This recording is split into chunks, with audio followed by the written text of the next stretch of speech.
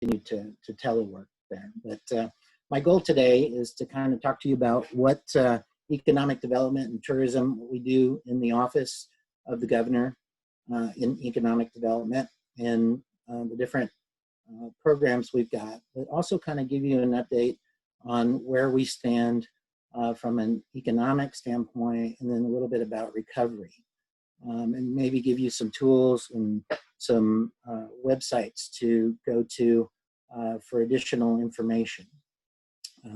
So to talk about the Governor's Office of Economic Development and Tourism, I don't know if you all know what divisions we have within economic development, but I'm part of the Business and Community Development group, and I'll talk a little bit later about how we're set up and how we work with businesses and communities who are working with those businesses to help expand their economies.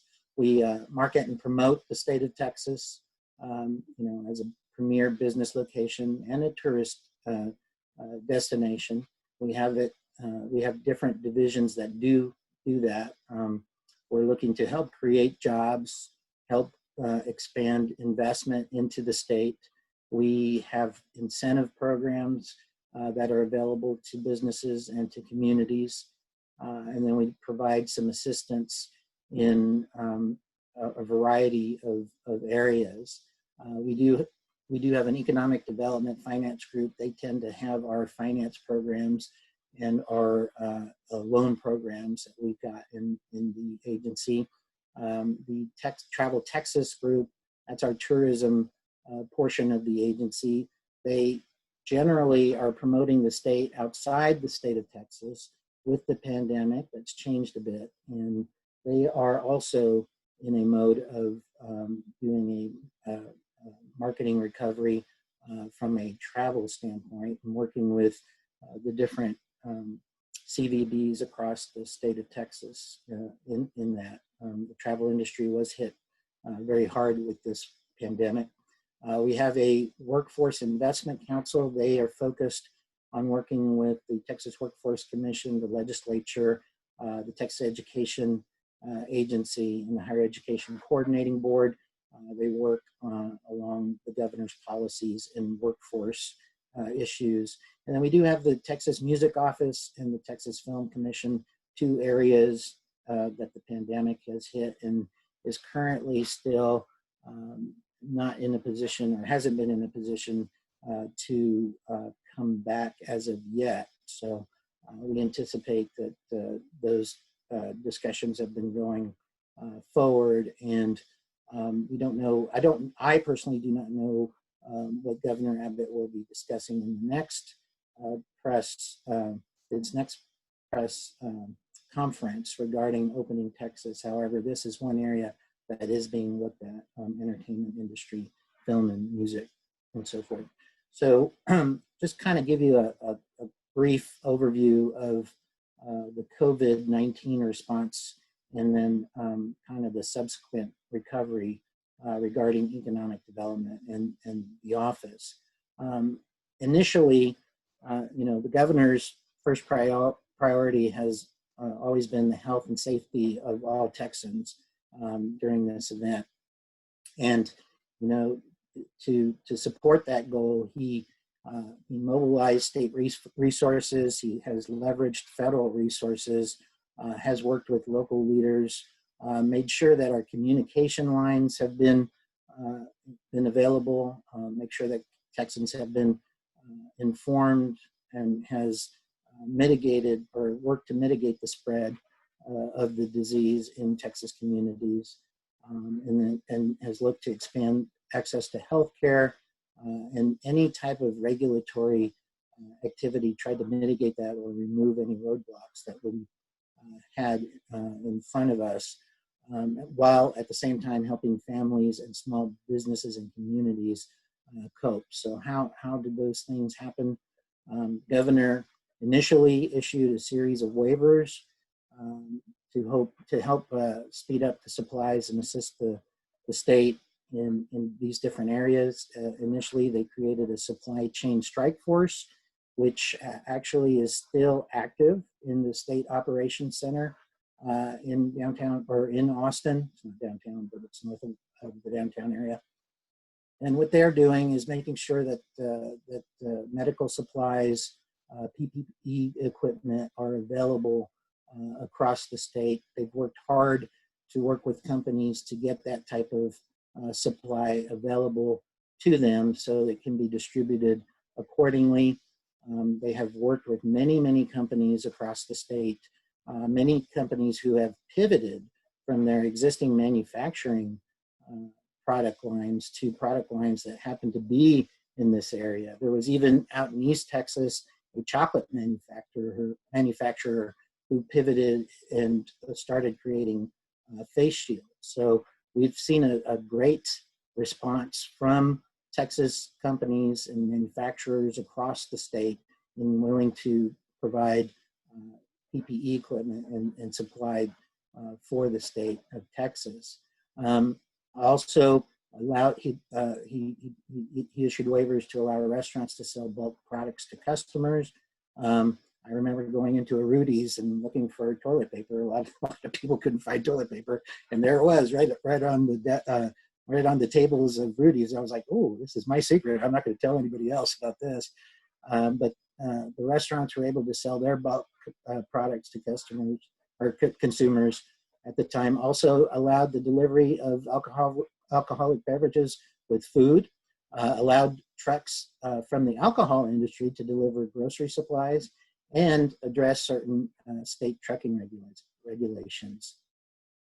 The governor also requested disaster declarations so that Texas businesses could be eligible for the federal funding that came from the Economic Injury Disaster Loan, the EIDL program, and the Paycheck Protection Program, the PPP program as well.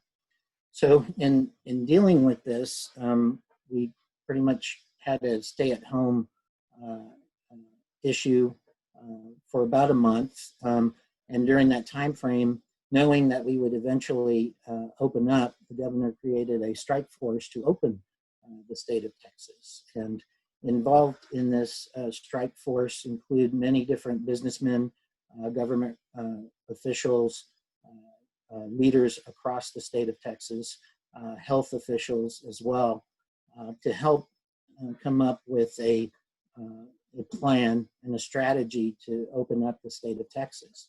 And in the strike force consisted of an economic revitalization group, a healthcare group, an education group, and a fiscal accountability and federal liaison group. My executive director for economic development and tourism, her name is Adriana Cruz. She was a part of the economic recovery revitalization group who visited with their particular areas, and they covered the infrastructure of the state, energy of the state, includes arts, culture, and entertainment, in addition to workforce and economic development and international trade activities. Also on that board included the Secretary of State as well as other prominent business individuals from the state, across the state of Texas. So they were able to provide information. They've been meeting with doctors, the doctors that the governor has leaned on during this time frame, and other individuals in the different committees within the strike force to come up with a report, which most of you hopefully have seen already, that details the requirements or the recommended requirements that businesses should adopt and customers should be aware of to ensure that businesses open safely. If you don't know where to go, if you haven't already seen it, the governor's website at www.gov.texas.gov/OpenTexas actually has the report. The actual report is from phase 1, and since that time frame, and there are checklists there that have been added to that, but since that time frame, they've also added phase 2. So phase 1 happened on April 27, that's when the report came out, and these different businesses that you see on here were permitted to reopen at a minimum or at a limited capacity. That included retail, restaurants, movie theaters, malls, museums, libraries, single-person offices, churches, and places of worship. And during this time frame, they continued to look at the other industries and businesses as well. So about a week or so later, a little bit more than a week later maybe, on May 5th, the governor expanded it and included the wedding venues and services, cosmetology, hair and nail and tanning salons, barbershops, swimming pools, offices with 5 or less individuals, gyms, exercise facilities, and other manufacturers that weren't considered essential were allowed to open either May 8th or May 18th. Again, meeting the minimum standard health protocols as outlined by the Texas Department of State Health and Services. They've been involved in the process this entire time. And there are checklists, and there are both for the businesses and for consumers. So phase 2 wound up coming out on May 18th. And this included these businesses. And as you can see, the child care centers, massage, personal care centers, youth clubs, rodeo, equestrian events, bowling alleys, bars at 25%, aquarium and caverns, and then most recently, the zoos, overnight youth camps, youth sports, and then certain professional sports. As you can see, some of the things that haven't opened yet include the entertainment industry activities, and those things are still being looked at and considered. Along with those businesses that hadn't opened before, these particular industries were able to increase their activities. Restaurants went up to 50%. Businesses in office buildings were limited to either the greater of 10 employees or 25% of the workforce. Opened services and activities, of course, are subject to the occupancy limits and the health and safety protocols that are out there. Now, not all counties were able to open. There had been some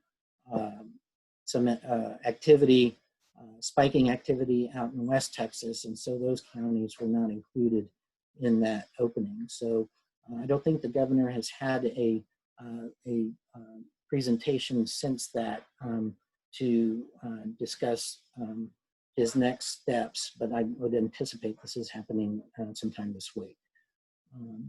Okay, so that kind of gives you an idea of kind of where we stand from an economic standpoint on what's been open. Just to kind of give you an overview of how this pandemic has affected the business and why it was kind of important to ensure reopening for the state. This kind of shows you some unemployment claims that wound up happening. And of course, the Texas Workforce Commission has been a key player in trying to address the unemployment issues and address situations with the employers and also with the employees. Just so that you know, and I'll talk about this towards the end of my presentation, our office has engaged on small business webinars. We're calling it the Governor's Small Business Webinar Series, and it has been through the pandemic. We've been addressing issues for employers with the EIDL program, the PPP program, and then unemployment claims within those. And I know that the Workforce Commission has gone throughout the state doing the same. We intend to continue to have our small business webinars addressing these issues. We are now pivoting and focusing on recovery and potential strategies that businesses can adopt, and incorporating some experts or panelists that can address those things moving forward. We intend to have the small business webinars for the remainder of the year. It'll probably be 2 a month is kind of what we're thinking. So every other week is what we're looking at. But I would recommend that you keep an eye on those. And what we try to do is have relevant information that is available, that is happening to at the current situation. We do have on our website, governor's website, and I'll point it out, frequently asked questions that we've been updating and providing tools and information that is out there for businesses affected and communities that are affected by this situation. So as you can see, the unemployment claims have kind of dropped through, over time. Part of it is the opening of the economy. Here, the top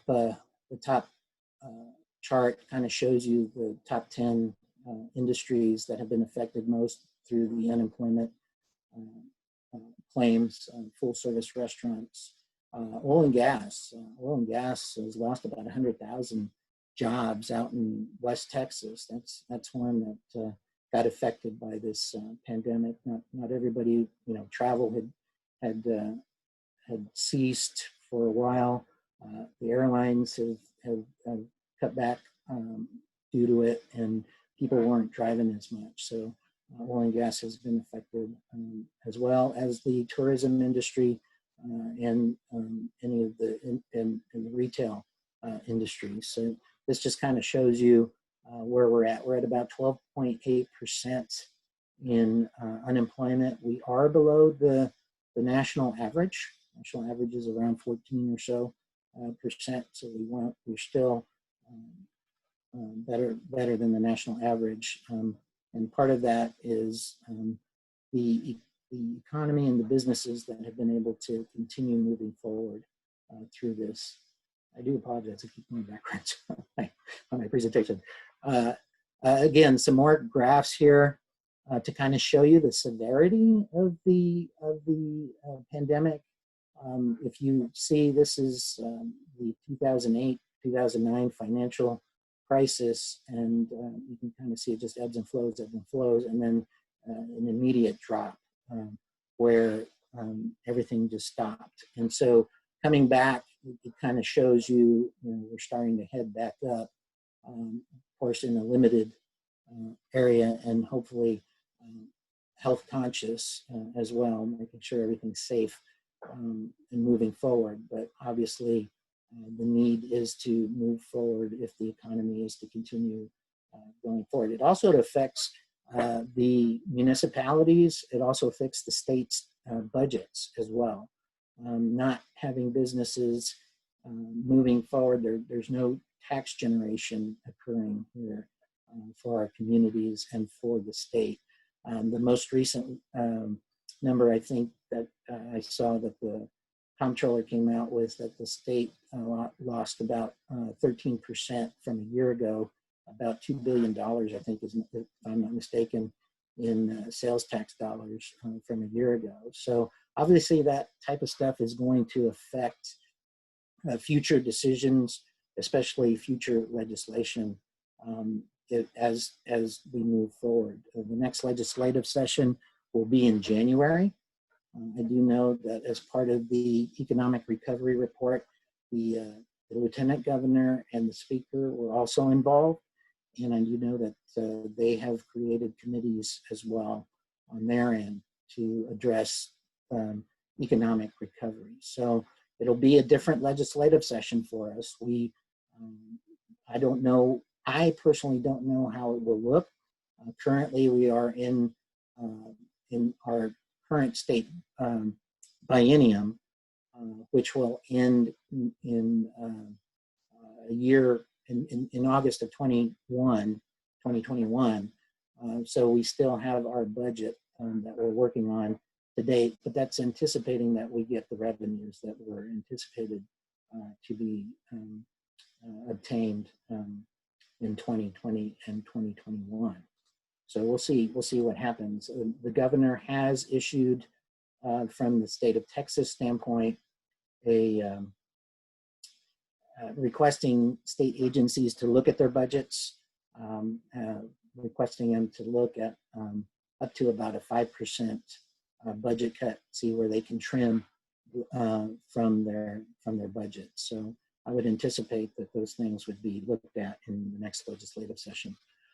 So going back to what we do in economic development and tourism and how we're kind of moving forward in potentially the recovery. Each of these divisions that I talked about a little bit earlier, our business community development group, the economic development finance group, the travel Texas group, workforce, music, film, all are working within their industries and within their areas to help move the state forward, their economies forward in their industries. As I indicated right now, music and film are currently trying to get that industry back reopened, working with the industry partners in those areas. I know that the film commissions have been reaching out, the regional film commissions have been reaching out to our office, wanting and pleading or hoping that the state will get back to opening those industries, and they've been working hard to do that. And then the travel industry, our travel department has been working towards a recovery strategy as well. They will probably be focusing on the states that are closest to us in trying to support and promote the state because the dollars generally are for use outside the state of Texas. Knowing that this is a different situation, they're working with different rules. They're kind of working with the Convention and Visitors Bureaus and the associations to try to come up with a plan to encourage the industry's growth and recovery. And then our economic development finance group, what they do is they have our incentives and programs. I keep going backwards. And they have our economic incentives and programs, and that includes like our Texas Enterprise Fund, which is used when we're recruiting businesses and we're competing against other states. It has that program. It has a sales tax rebate program called the Texas Enterprise Zone Program. They have a couple of loan programs in that area. The loan programs they're trying to modify to assist businesses with this issue that, with this pandemic, we've got businesses who need some assistance, financial assistance. So they're trying to work the program to make those available to those areas. We also have an events trust fund that the communities can access along with our Governor's University Research Initiative as well. Regarding the Business and Community Development Group, and that's what I'm a part of, we continue to work with companies. We have a business recruitment team. Our business recruitment team, they tend to work with businesses who are looking to expand or relocate into the state of Texas. And what's interesting is that the team has been very, very active during this time frame. There are still our businesses who are frustrated with the situation in their state. They're also frustrated with situations where they might be producing goods in China or in Asia and have had supply chain issues as well. Also in Mexico, there's been an issue with supply chain. Even though we've opened up businesses and manufacturing here in the state of Texas, some of the products the businesses are having issues producing the products because the supply chain has been affected. And a lot of the supply from Mexico was their business, their essential businesses were specific to life-saving activities. So not all manufacturers were deemed essential. Here in the United States and here in Texas, like transportation companies were considered essential, not so in Mexico. So those type of things have actually affected the supply chain. Now, I do understand that Mexico has kind of worked with the Texas on identifying the ability to bring in the supply chain products, and have identified portions of manufacturing plants to open. So that has eased some of that product supply. And then we do have a business and retention and expansion group. We call it an industry group. They'll work with existing Texas businesses. And then we do have a small business and permit assistance group. They have been probably the most active during this pandemic. And they are the ones who have been putting on our small business webinars. And of the 26 plus years I've been in state government, I have never seen a group work so hard during a crisis management as our small business team. And so they've been able to be quick, they've been able to be flexible, they've been able to pivot. And it's been amazing to watch them put things, put things in perspective, all while helping communities and businesses. And we only have about 3 or 4 team members being as part of that group. And we do involve all our other divisions, all our business groups within business and community development, and that includes our regional offices. And Janie Havel, and I'll put her contact information up here in a minute. She's your representative for the North Texas area. Some of you may know her. If you don't know her, she is your point of contact to the governor's office. Everything I'm talking about is something that Janie would be at least knowledgeable about and or be able to get individuals, get contact information for individuals of interest. And she is available to speak to groups. Right now, with the pandemic, we're all still teleworking from home. So right now it would have to be a virtual meeting. However, at some point when she's available, she is available to make presentations and visit. And even if you are working with a business and the business is looking for information, she is available to reach out and discuss potential programs that might be available at the state level, and or connect individuals to subject matter experts. And then we have a research group that supports all our activities, including our international team, and we do have a State of Mexico office. Mexico is our #1 trading partner, and so we do maintain an office out there. All of that, our marketing and promotional area and our economic research group help assist. And then, I keep going backwards. And so here's Janie's information. She is available. If you were to visit our website, you can get our contact information as well. My contact information is on our website. We do have a staff directory there. So I'll give you that, the website in a minute. But as you can see, we do have 5 regional team members covering a very expansive state. And Jeannie probably has the most population. Maybe our East Texas representative might come close, but definitely Jeannie has the most population here in the state. So please reach out to her and contact her. If you don't know her, please introduce yourself to her. So some resources that might be available. Again, I talked about our website. If you want to see what we've got available, please go to gov.texas.gov/business. We have information on our business climate. We have, and within each of these areas, you can find a lot of good data, a lot of publications, report information that can help make the case for your business, and or if you're a community, if you're recruiting businesses, you can get on here and get information, both industry information and business information on here. From a target industry standpoint, the state has 6 industry targets, advanced manufacturing, petroleum, energy. I think it's renewable energies, information technology, biotechnology.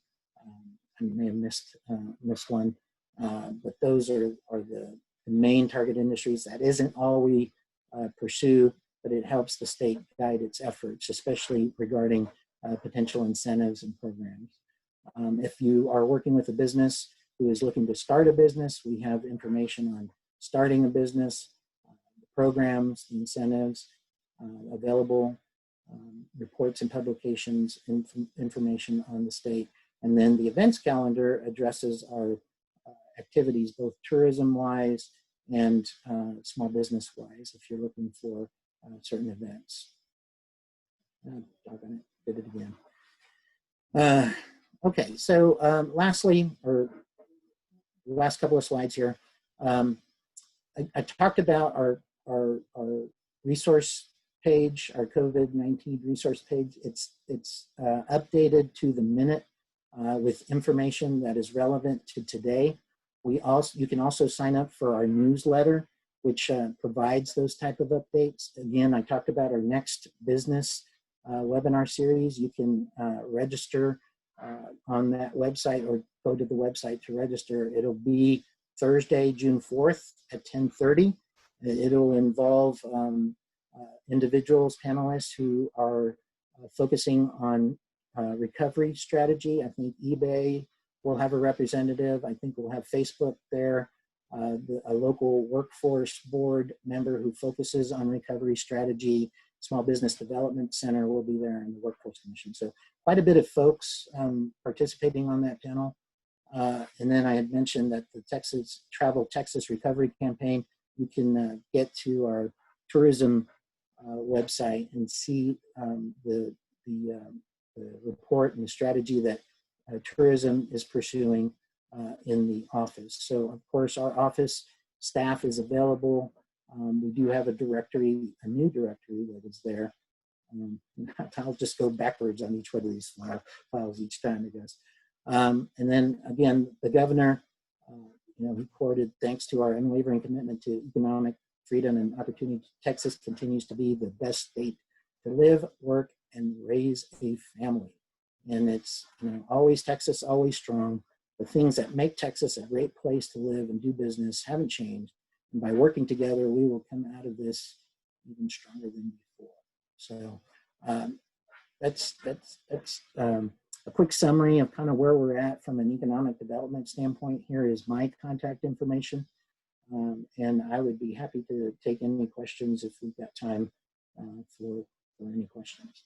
Yes, thank you, Larry, for that really good presentation. And now I'm going to pass over the program to Sally, who's going to coordinate questions via the chat function. All right, thank you so much, Glenn. Yeah, we actually do have a few questions. And the first one that we have is, does the state have a plan for the Texas oil industry? So is that something that you could share some information on? That's a good question. At this moment, I am not aware of a formal plan being put together. So I would probably have to do a little research to see if anything has been organized for that. At this moment, I don't know. I haven't heard anything. Okay, all right. Another question that was in the chat room is, knowing what we know now, will there be another shutdown, or is the standard practices of mask distancing and hand washing suffice? So I think that will be a decision. We're kind of in a day-to-day scenario with the pandemic.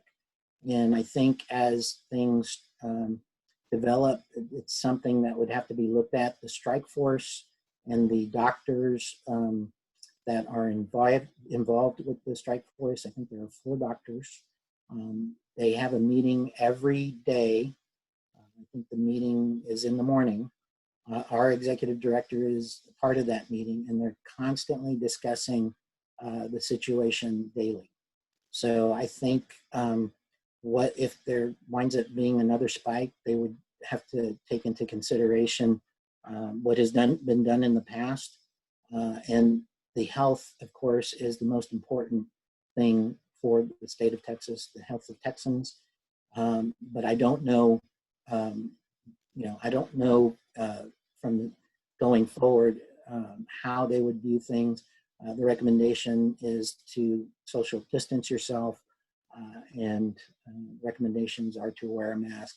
And then whatever the checklists show, both for businesses and for the consumers, that is currently what is being recommended. Okay, all right. Another question is the state looking at any kind of tax credit or deduction for a technology business who shifted to a mobile capacity? And there's so many companies that we've been talking to that are really considering that as one of their mainstays because they're finding people just very productive being able to work remotely. So that's one of the questions that was in the chat room. So something like that would probably have to come out of a legislative session. So more than likely, if there was an interest there for that, the recommendation would be, or what you would normally see would be discussion with legislators in pursuing any type of legislation towards that. I haven't heard anything regarding that. Like I had mentioned, both the Lieutenant Governor and the Speaker, I think, have been creating committees for economic recovery. If this is something that is of importance to businesses and or industry, it's something that probably should be brought up with a legislative body or their legislators. Okay, and we have one of those coming up in the new year. So I know everybody's starting to get prepared for that. And then a final question that we've got in the chat room is, does the governor intend to call a special session to amend the budget and deal with the ancillary issues? And that's a hard word to say, ancillary. Ancillary, yeah. So right now, I haven't heard anything related to a potential special session. So I don't think that's in the cards. The state does have the rainy day fund, which it can access if it needs to from a state budget standpoint. And that is available, but the budget currently is balanced. So depending on any shortfall,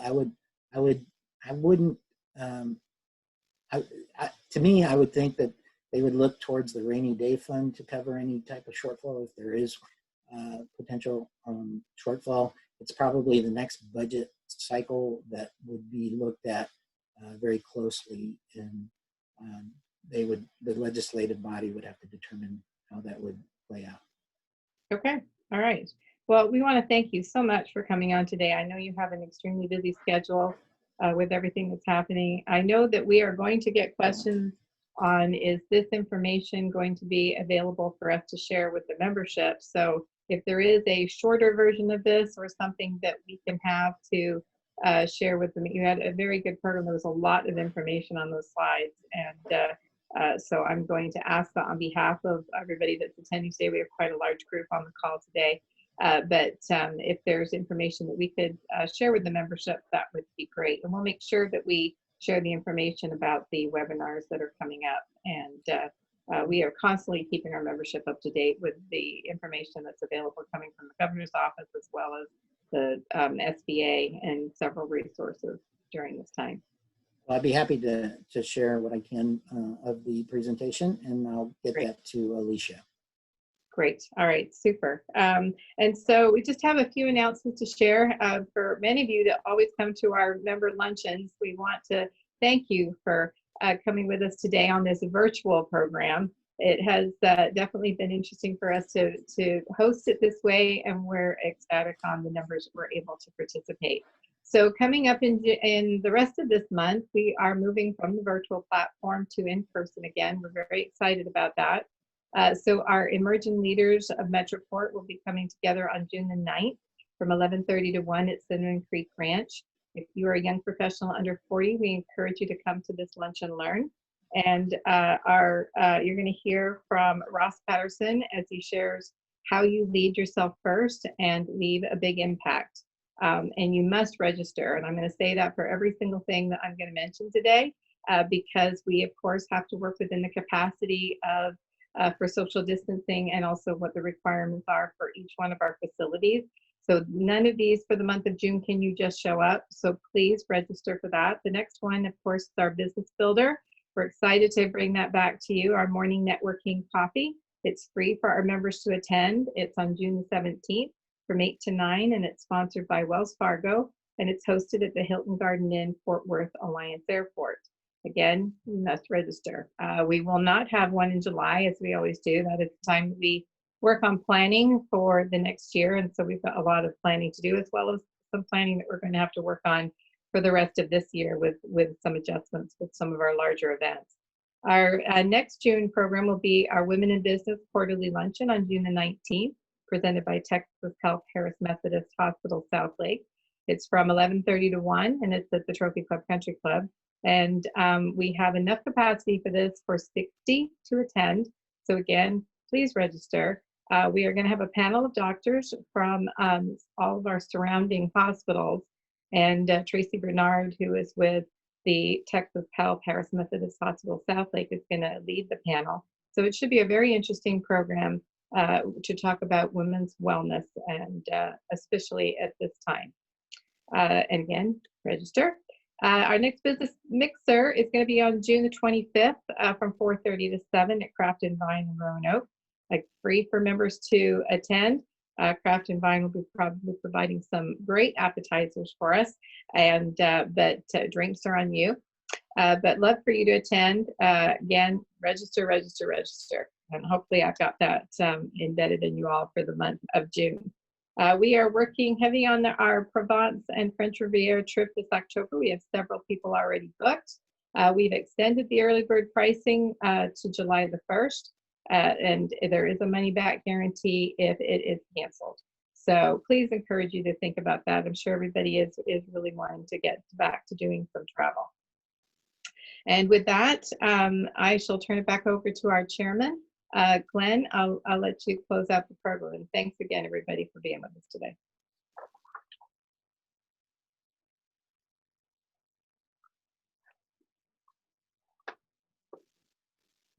Did we lose Ken? I think he's on mute. Oh. You knew somebody was going to do it, right? I didn't unmute. So again, we hope you enjoyed our program today. We're glad that you made a choice to spend time with us. Before we leave, we'd like to recognize our VIPs attending today. First, Adam Burris from Senator Jane Nelson's office, and Jack Martin from Representative Tan Parker's office, Mayor Bob Golden, City of Hazlet, and Mayor Nick Sanders, Town of Trophy Club. So this concludes our program. We look forward to seeing you in August for our next membership program.